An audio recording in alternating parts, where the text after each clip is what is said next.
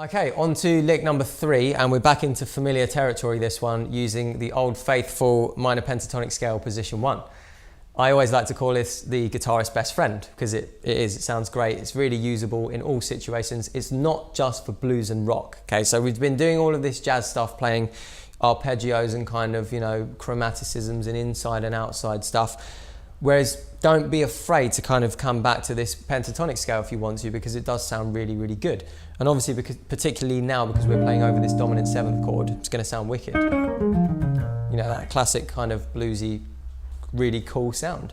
So the lick begins on this note here, which is the 6th fret of the D. Okay, and that's what's known as the flat 7 interval, okay, to this B flat. So we're starting on a chord tone there, and then we jump back slightly down the scale, okay, so we go from there down to the 8th fret of the A string, okay, which is the 5th. Not massively important, this is just to, note-wise, I mean, the 5th doesn't really do much, it's just to give us a little bit of a jump kind of up to that note there.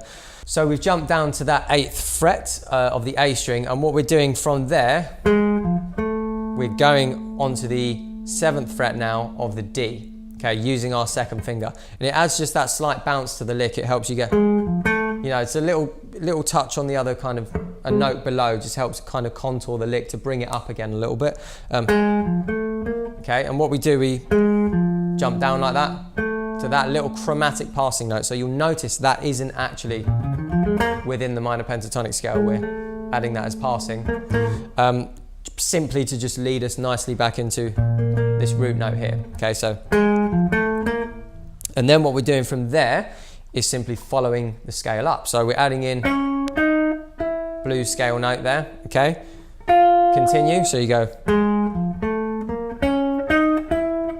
Okay, and here we have a little flourish we have, okay, which was 4th finger on the 9th fret of the G, pulling off to the 8th, and that one pulls off to the 6th. So it's a continuous, you only pick the first note and you go. So all together you go, and then you go. Okay, so again, that's just continuing back down the scale. You're going the other way to what you were a second ago. You go from the 8th to the 6th. So we have, and then we end just on this 6th fret of the G with one of those little micro bends. Now you don't want to go crazy with that, just a very slight little tweak on the note. So all together, once again, the lick is.